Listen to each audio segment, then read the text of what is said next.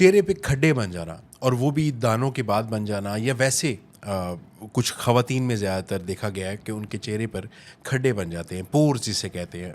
तो उन खड्डों के लिए कुछ है, मतलब उनको अगर आप बाहर से ऑपरेट करवाएंगे तो बहुत महंगा है, मगर घर पे अगर कुछ लगाया जाए तो? देखिए, मैं दो चीज़ें उनके लिए मैं उनको बताता हूँ। दो चीज़ें उनके खड्डों का बेहतरीन इलाज है, सस्ता भी है। हमें सस्ता ही बताएं, हमारी सस्ता ऑडियंस जो भी है ना। है, दूसरा ये है कि उसका साइड इफ़ेक्ट भी नहीं। ज़बरदस्त। लेकिन वो जिससे भी आपने करवाना है वो क्वालिफाइड हो। हजामा, चेहरे का हजामा, जब तक वो पिंपल दाने जो आपके बन रहे हैं, बाज़ बच्चे और बच्चियाँ उसको दबाया और उसमें से मवाद निकाल दिया और फिर उसको खारिज की, और ऐसा ऐसा वो अंदर गड़े बनना शुरू हो जाते हैं। उसका बेहतरीन और बेहतरीन सादा बेहतरीन इलाज है वो हजामा, किसी क्वालिफाइड तबीब से। अच्छा, अल्हम्दुलिल्लाह। चेहरे का भी हजामा होता हाँ। है? अच्छा। पहले जो आज से कई साल पहले ये मेकअप वगैरह नहीं थे, जिनकी बच्चियों की शादी होती थी, हमने तारीख में पढ़ा कि वो 3 महीने पहले, 2 महीने, 4 महीने पहले अपने चेहरे पे रौनक लाने के, नेचुरल कुदरती रौनक लाने के लिए हजामा किया करते थे। तो उसमें तो हिजामा में तो कट लगाते हैं, तो वो स्कार्स रह नहीं जाएंगे? नहीं नहीं, हजामे के अंदर जो हमें सिखाया जाता है, जो हम कट लगाते हैं, ये जिस्म के अंदर कई अंदर जाके कई खुलियात हैं, जिस्म के कई हिस्से हैं, पहले हिस्से पे कट लगता है। कभी आपने खून टेस्ट करने के लिए कट लगाया? हाँ जी। या जैसे आप शुगर टेस्ट करते हैं तो वो कितनी देर में ठीक हो जाता है? विदिन इतना ही सही कट होता है। अब उसके अंदर जो खून पड़ा हुआ है ना, ये वो खून है जो आपके जिस्म में फाजल पड़ा हुआ है, फ़र्क पड़ा हुआ है। एक खून वो है जो आपकी शरियानों के अंदर, वेनों के अंदर चल रहा है, उसे कहते हैं साले खून। उसको आपने टच नहीं करना। 3 महीने के बाद, तिब्बे जदीद भी ये कहती है, 3 महीने के बाद खून वैसे जो पुराना चेंज होता हो है जाता है। वो नया आता है, तो ये जिस्म में रह जाता है। जिस खालिक ने, अल्लाह सुब्हाना व तआला ने हमें पैदा किया है, उस खालिक का हुक्म है कि हजामा करवाओ। ज़बरदस्त, माशाल्लाह। और मैंने देखा बहुत सारी बच्चियों को, मैंने देखा, हमने ट्रीटमेंट की, अल्लाह के फजल से वो बेहतरीन उनका चेहरा ठीक हो गया। एक अच्छा, ये छाइयाँ और ये दाग सब कुछ ख़त्म हो जाएगा? ये तो हो गया आपका बरूनी, जो यहाँ पड़ा हुआ था निकल गया, मवाद ठीक हो गया। ठीक हो गया। एक नुस्खा है। अब वो नुस्खा कैसे कौन बनाएगा, उसके लिए हमदर्द ने एक टेबलेट तैयार की है, बहुत सस्ती भी है, और वो टेबलेट ऐसी है कि आपके पूरे जिस्म में ब्लॉकेज ख़त्म करती है। अच्छा। 1 महीने के बाद लोग खड़ा करके आपको पूछेंगे कि आपने क्या खाया, कौन सा कुश्ता खा लिया आपने। उससे उससे क्या अफादियत क्या है उसकी? वो खून साफ करती है। अच्छा। खून वैसे के मतलब हमें उन्होंने स्पॉन्सर नहीं किया, मगर साफ़ी भी कहते हैं बहुत अच्छी होती है। वो बहुत कड़वी बच्चे आजकल के पीते नहीं, ये टेबलेट है, अच्छा। हमदर्द की ही है। ये उन बच्चों के लिए है जिनके चेहरों पे, या बच्चियों के, बेटों और बेटियों के चेहरे पे पिंपल है, दाने हैं, छाइयाँ पड़ गई हैं, हाँ जी। चेहरे पे रौनक ख़त्म हो ख़त्म गई हो गई है, है। उनके लिए। ज़बरदस्त। उसका नाम है गारलीना। अच्छा, गार्लिना टैबलेट। सस्ती भी है, महंगी भी नहीं है, सिर्फ ये एक मुसलमान तबीब की बनाई हुई है। इस पे USA, अमेरिका वगैरह नहीं लिखा हुआ, ये मेड इन पाकिस्तान है, और वल्ला बेहतरीन नतायज हैं इसके, माशाल्लाह। बेहतरीन रिजल्ट हैं। ठीक हो गया। अच्छा, आप खून पतला करने के लिए दवाइयाँ, उसके लिए भी काम करती है। आपकी वेनों के अंदर जो मवाद जमा हुआ है उसको भी साफ अच्छा, करती है, ब्लॉकेज भी ख़त्म करती है? ब्लॉकेज भी ख़त्म करती है। इस नुस्खे के अंदर जो अज्जा हैं बड़े कमाल के हैं। तो गारलीना मेरे कहने पे कम से कम 2 से 3 माह इस्तेमाल करें, और साथ चेहरे का जो तबीब है वो ख़ुद देखता है। हम बाज़ बच्चियों का करते हैं तो पूरा पूरा कप भर जाता है, इतना खून उनका पड़ा हुआ था जो निकलना चाह रहा है, जो पिंपल दाने बना रहा है।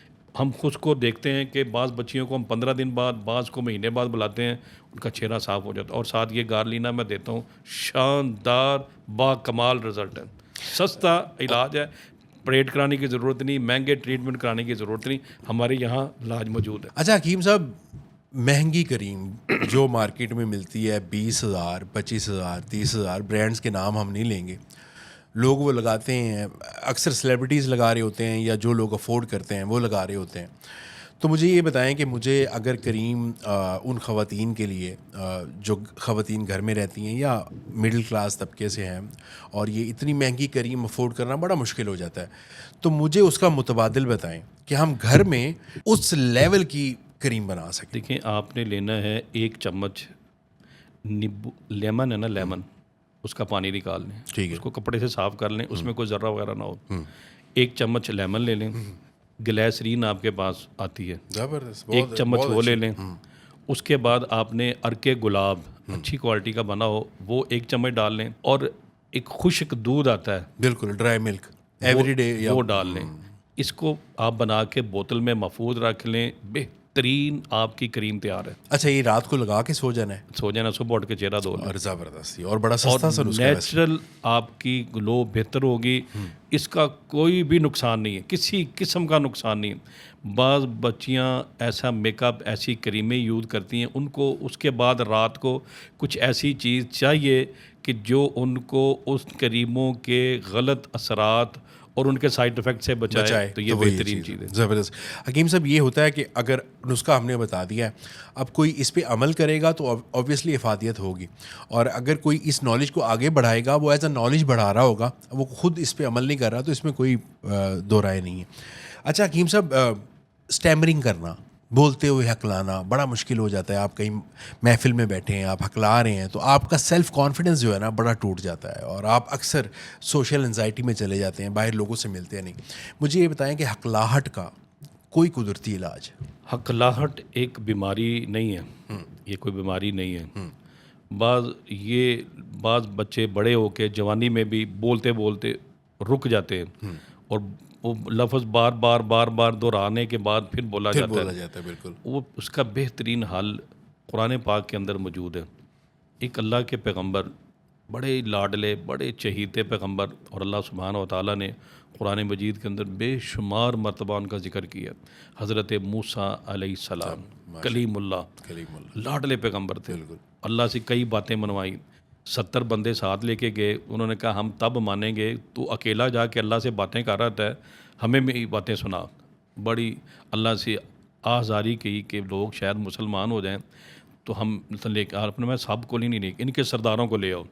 70 सरदार आए, आसमान से एक बादल आया, उसने मूसा अलैहिस्सलाम को ढाँप लिया।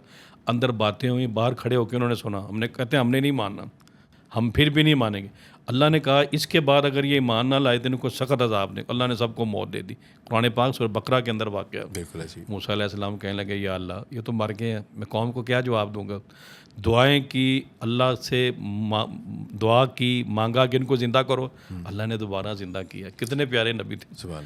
जब अल्लाह सुब्हानहू व तआला ने इन्हें कहा कि तुम मूसा अलैहिस्सलाम के पास वापस जाओ, एक लंबा वाक़या, और नबूवत का अल्लाह ने नबूवत से नवाज दिया, जाके उनको बताओ मैं अल्लाह का नबी हूँ, और तुमने जो ये दावा किया है आना रब्बुकुमुल आला, ये गलत है, अल्लाह की तरफ इनको दावत दो। तो मूसा अलैहिस्सलाम कहने लगे या अल्लाह, मेरी ज़ुबान के अंदर लुकनत है, जब मैं बोलता हूँ तो अपनी बात वादे नहीं कर सकता।